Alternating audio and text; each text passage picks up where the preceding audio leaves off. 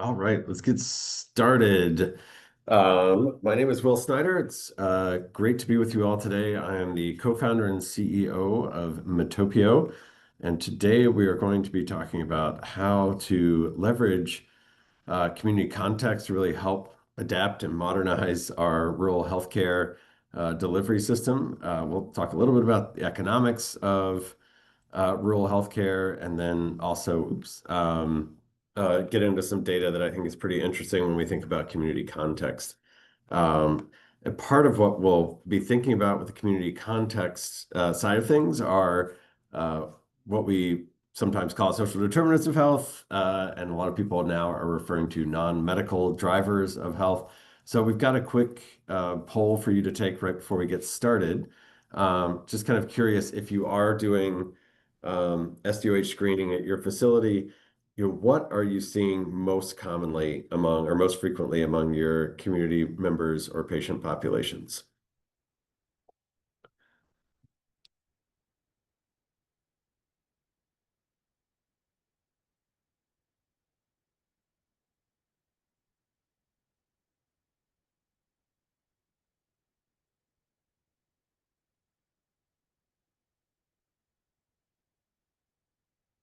It looks like for just a couple more seconds, but a lot of focus on housing, food, and transportation, which aligns nicely with what we're going to be talking about today. So, as I mentioned, all right. So it's kind of an even split there: housing stability, instability, food insecurity, and transportation access. Top three. So thank you for doing that. As I mentioned, I'm Will Snyder, co-founder and CEO of Metopio. It's exciting to be with you all today. If you're not familiar with Metopio, we built this platform to make data about communities and populations more easily accessible and able to be analyzed by anyone, regardless of their data science background. We really focus on all of you who we know are subject matter experts, and making sure that you have the tools and the equipment to do the work that you need to do and bring data into that conversation. And as you know, data represents real lives and real communities, and we focus at Metopio on aggregate data. We're interested in those patterns that happen when we bring lots and lots of data about a community together, because it helps us identify trends, helps us look for benchmarks and cohorts, and then really think about upstream engagement. So it's great to see folks reflecting on what non-medical drivers are most prevalent in their populations or communities. And that's kind of how we think about this as well, and then linking that with health outcomes. Today's webinar really is going to be focused on rural healthcare, and specifically kind of the economic challenges that rural healthcare faces. I think it's been in the news quite a bit recently, but also how community context might help rural healthcare evolve its care model, and how it thinks about patient engagement differently. So feel free at any point to drop a question in the chat. We will answer them as they come up, but I also dive into the data because recognize that everybody's day is busy and we've got a limited amount of time. So just kind of starting with the economics of rural healthcare. Rural hospitals specifically have kind of 6 areas of expense. Most of that is in the emergency department and inpatient services, but also a significant amount of costs coming from lab, radiology, supplies, and then any sort of outpatient operation they might have. Then when we think about the revenue sources for rural hospitals, there's health insurance plans, direct patient payment, but really number 3 is kind of the big driver for rural healthcare. So government funding through government insurance, so Medicare and Medicaid, but also through direct payment or specialty payments that are created either by a local taxing agency or authority, state potential grant funding, and then also different types of disproportionate share payments that come from the federal government. So that government funding piece really drives a lot of the revenue in rural healthcare. And oftentimes it doesn't necessarily tie directly to like patient need or patient volumes. It's tied more to the classification of a hospital as rural. And then of course there's smaller dollar revenue sources such as food services, gift shop, potentially a parking lot. So That's kind of the operating side of rural hospitals, but what about healthcare access? So, and the economics there. Over 20% of rural hospitals had losses of 5% or more in 2023. And those that were operating any sort of inpatient behavioral health services had a negative 34% margin. And this is across all payer types. And this is especially acute when we think about government payers. So Medicare in particular paid well below what the cost was for the hospitals to provide that care. And that outpatient behavioral health services in particular were also operating at a significant negative margin. And I should caveat this or frame this presentation. We're going to be talking predominantly about mental health and behavioral health in rural areas, and mostly in Texas, because we've been doing some work with a health system in Texas, and it's brought a lot of that data to the forefront. But this data could probably be extrapolated and applied to many other rural areas in America. But what you're going to see in a lot of the maps and charts that I show today are focused on Texas specifically. So when we think about access then, so we've got this economic picture for rural healthcare. So you've got your cost drivers, and then you've got your reimbursement channels. And we know that especially when it comes to behavioral health, there's a significant underpayment pretty much across the country, but that becomes more defined when we look at rural access points. So the need, though, is significant and substantial across the country, and also quite a bit in rural areas. So back to Texas. Texas is ranked #1 in the country for mental health care provider shortages, and that there are estimated 14.8 million people with unmet needs throughout the state. So this sort of shows that the darker counties here have a higher percentage of health, or a higher incidence of mental health care provider shortage based on need. When we think about these access points, so Texas is 6th from the bottom for mental health providers per capita. But what's really interesting is rural residents experience significant disparities when it comes to mental health outcomes. So the prevalence of mental illness is actually the same per capita when you look at rural areas compared to urban areas. There's not a geographic difference that we see when we look at data for incidence or prevalence of mental health issues. But what you do see is a propensity and density of providers in urban areas. So this map on the right shows you where mental health providers per capita are concentrated in Texas. And if you're not familiar with the state, this sort of line that cuts through the right side of the state, right third of the state, that's Dallas, Fort Worth, Austin, and San Antonio. And then in the right bottom right corner, that's Houston. So you see again the urban centers, like anywhere in the country, have a very, or not very, I should say, have a higher number of providers per capita. And you see these rural areas, which is pretty much all of the white on the state map, are left without any provider availability. So there have been solutions that have been attempted with telehealth, other forms of access, apps, smartphone access, and so forth. But ultimately, if you're trying to go person to person for care delivery, you're going to see that disparity, even though the rate and the occurrence of mental health conditions is the same. So we know we've got this provider disparity. We know we've got economic hardship throughout rural healthcare delivery. We also want to think about the community voice, this community context piece. So what I was just showing you was secondary data provided by a number of federal and state sources. But now what about the voice of the community? So we've received over 20,000 survey responses in the last year for different surveys that we've been running. But each one of those surveys does have this question: what do you perceive to be the most challenging issues in your community? And without question, the #1 issue that is always raised is mental health. But what's interesting, the second is usually chronic disease, then housing, transportation, and medication expenses. So we got two out of the three for what our listeners today identified as the most common social determinants from their surveying. So interestingly, here we're seeing that the community is saying based on my life and based on my perception of the community, I see mental health and chronic disease as the major medical issues. And then the major social determinant issues are the housing affordabilities and safe, affordable housing, access to transportation, and medication affordability.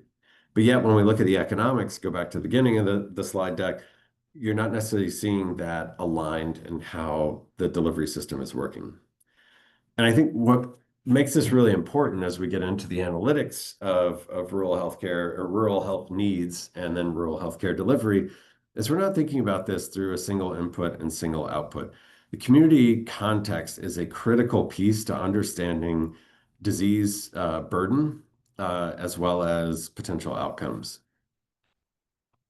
And when we think about multiple variables in something like a regression here, you get a much clearer picture. So what you see on the screen is the impact that the hardship index has on self-reported poor mental health. And so, or sorry, just self-reported poor health. And the trend line here is telling a very interesting story because the size of the bubbles is done by population density. So the smaller the bubble, the more rural the area that that bubble represents. And you can see kind of in the middle of the trend line are the really big bubbles. So that's Dallas, Fort Worth, Houston, San Antonio, and the Austin area. But as we get up here to the upper right quadrant of the scatter plot, these bubbles, for the most part, are quite small. And so we're seeing places that have higher hardship, economic hardship, also having poorer health. But now we've got to figure out how we align those. So we can't study these diseases in isolation. So if we understand that there's more mental health or there's poorer health in areas with higher economic hardship, how do we start to unpack what variables in that hardship and that hardship recipe could be addressed either through community partners or through the revamping and reconsideration of the healthcare delivery system in rural America. And we start obviously with uninsured rates. And so Texas has one of the highest or has the highest uninsured rate in the country. And where we see high rates of uninsured populations, we also see high rates of poor mental health. So even if there are services provided, are people going to be able to pay for those services? So here we see a filtered map that shows poor mental health on the top half essentially of counties in Texas that report poor mental health and the lower half of median household income. So we're seeing places where those two coexist. So low household income, high rates of mental health. And that's the inverse of what we see here when we look at low incidences of mental health, self-reported mental health, and higher income. So I know it's not revolutionary to some folks on the call, but I always think this is an important one to call out. Here we go.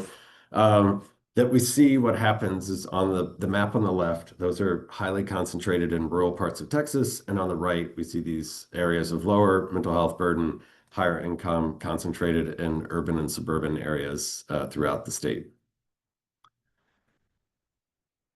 So the same thing happens now as we start to overlay these SDOH burdens as well. So we see provider shortage, high prevalence for mental health, and then low incidence of accessible transportation. So if you don't have providers, you got to be able to get somewhere where there are providers, but you might not have the ability to secure a ride or the resources to get to that place. And then if you get there, you're also likelier to have either be uninsured or underinsured and have to pay out of pocket significantly for those services. So you've got another barrier here that's not just the lack of providers. And this is the transportation burden. This is a really interesting index. And again, we see the transportation burden is pretty high in rural areas, and especially in eastern Texas, northeast Texas, and then the southern part of the state. And we see again that that lines up pretty closely with what we've seen in previous maps on filtering self-reported poor mental health to the upper two quartiles. And the last one that I want to show, because I think we also want to think about this through a demographic lens and not just a geographic lens, is social isolation. And then when we filter social isolation here to be, again, the top two quartiles, um, and then on the right, we're seeing demographics. Specifically, this is filtered to persons over 65. So areas where you have higher populations that are elderly, we see a very similar map to what we've seen throughout this presentation. So concentrated heavily in rural areas where people are isolated. You also see higher rates of mental health, but then you see those barriers to access, both through the number of providers and the ability to get to where providers might be. So we don't want this to just all be a total downer. We want to think about how this can then drive better solutions across rural America. So we use a framework at Metopio that we call IMPACT, and this is a wonderful acronym that the work should be informed, measurable programs, partnerships, and policies that advance community transformation. And the way you can think about impact is through connecting these different measures to achieve a larger scale impact. And I think anybody who's worked in the social determinant space would understand how these multiple variables start to play together. So we're asking community members, what do they see as the major issues in their community? And they recognize mental health, chronic disease, specifically diabetes, heart disease, and obesity. And then beyond that, it really comes down to ability to access those services or access jobs in order to afford housing, food, medication, and transportation. So we know food insecurity is highly correlated through our multivariable analysis and through published research with those chronic diseases.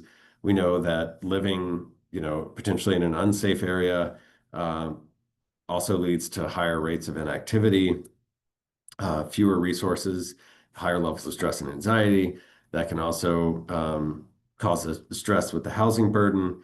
And then you think largely about the built environment, especially in rural areas where you might not be able to access those services and again have limitations of transportation.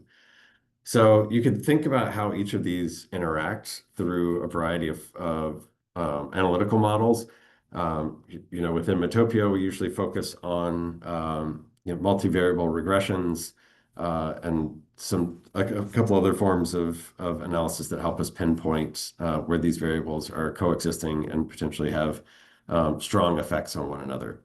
So if you go back to that scatter plot that we showed earlier, again, thinking about these conditions of economic hardship and how they relate to poor health, isolating who is impacted, what the burden looks like, and then trying to solution from there.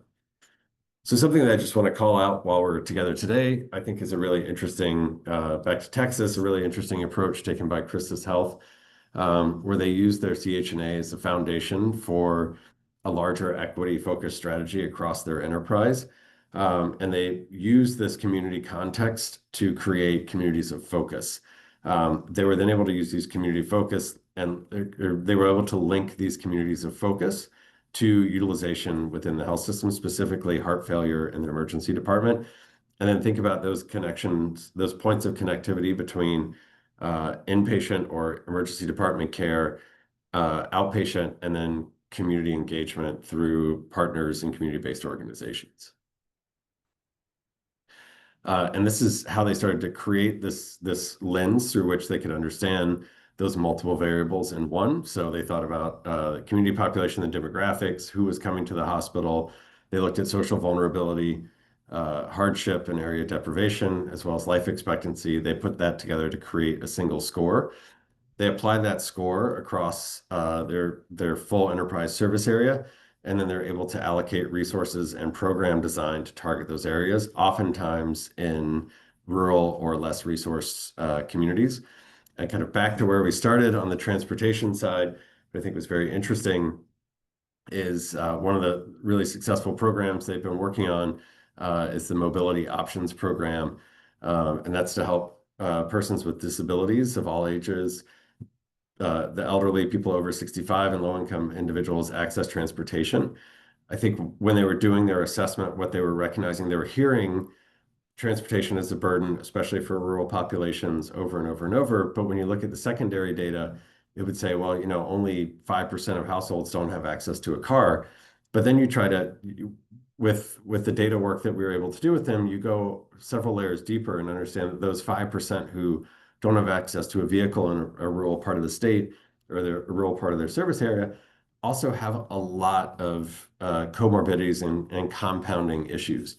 And so that's really what you want to drive at with an effective community health assessment strategy and a community health improvement plan is getting to those subpopulations that might not materialize in a single data point. So back to the single input, single output's not going to get you what you need to see.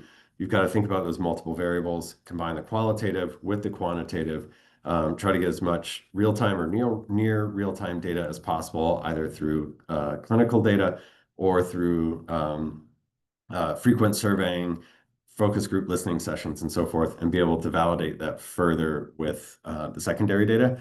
And in this case, what they heard on the transportation side was that the initial solutions that were available through systems like PACE were great for getting somebody from their home to a medical appointment. But most of the times when you're at a medical appointment, there's going to be some sort of follow-up, or you're going to have to go get imaging or lab, or you have to go to the pharmacy to get medication. And that was where things dropped off. So they were able to get patients to a medical setting to do the tests or to be, sorry, not to do the test, to be seen and diagnosed. But then all the follow-up was became a challenge for those individuals because the system was not designed to move them through with the absence of a car in rural Texas.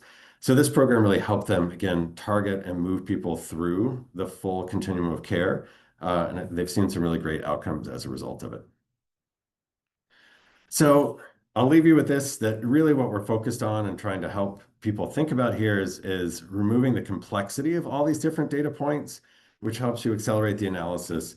And by integrating these multiple sources and multiple data points into a single analysis, a lot more change is going to happen, a lot more accuracy in the design of programs and the interventions and the populations that are being targeted is going to happen. So great to see what Krista's Health has been doing, and also just really interesting to kind of look at a high level across a state like Texas and understand how you see the economic side, how the system is set up, which is not heavily focused on providing something that the community sees as a primary need, and then also addressing those upstream drivers in order to access care. But it can be solved as you start to think about integrating that community context within the larger business and operational strategies of an organization. So with that, I will say thank you and happy to answer any questions that you might have.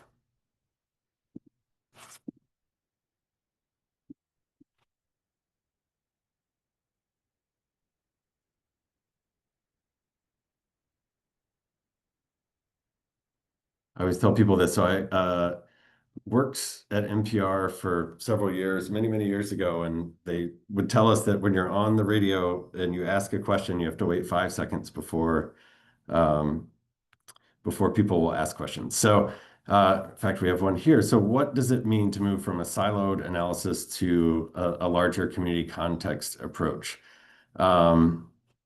You give an example of how looking at multiple data points changed the outcome. So, a lot, I think what happens a lot of times is, you might look at like just the disease prevalence. So we'll say our community has a high rate of diabetes. And that's an important piece to understand. That's giving you the foundation of understanding the prevalence of a disease. There are a variety of ways that the road forks after you have that initial epiphany or initial understanding of a data point. So we understand that we have a high rate of diabetes. The next question logically should be, well, who is that across the spectrum? Is this everybody that's impacted, or are we looking at subpopulations? So you have to think about stratifications, which can be hard to do based on how some data are released. There are ways to model that data and think about it to be able to get a deeper stratifications or deeper understanding through stratifications. Then you also want to think about um, uh, the burden. So people who have diabetes, we've identified subpopulations. Now you want to put the geospatial lens on it. Where do they live? What's going on there? Do they have access to healthy food? Do they have access to regular medication? Do they have access to providers, whether digitally or in person? So all of those data points exist, and you want to wrap them around those analyses so that you can have a fuller understanding of what's going on, get a complete picture. Another question was around rural health leader. Many rural health leaders are not necessarily data experts. How can they still use complex data meaningfully? Well, I would love to say you could use Metopio, but I think again, this gets to like what questions are you trying to answer, and then you build the data sets and the data around that specific analyses. And so, if I'm a rural health leader, I want to understand two big pieces, or three, I should say. What are my reimbursement channels back to the economics at the beginning of the presentation? So how am I getting paid and for what? Who is coming to my emergency department and for what? Really trying to focus on preventable ED admissions, because you can then take those preventable ED admissions into step three, which is understanding the community context. And as you understand asset or barriers to access, potentially asset gaps in the community, you can start to then work backwards and design your programs around addressing those asset gaps to ideally prevent preventable emergency department visits, which should help improve overall operations, especially in the emergency department. Those were great questions, and I know I answered them very, very quickly, but wanted to thank everybody for your time today. It's always a delight. We have one last little poll, which has to do with our next webinar. So we are hosting a monthly series of webinars, really kind of, again, focused on how we or our clients are thinking about community intelligence, community context, and putting that around their operations. So excited for the next one in June. I cannot believe it's already almost June, but so it is. And again, thank you so much for your time today. It's always a pleasure. And if you have any further questions or follow-up, you can always shoot me a note. My email is will@metopio.com. So thank you so much and have a great day.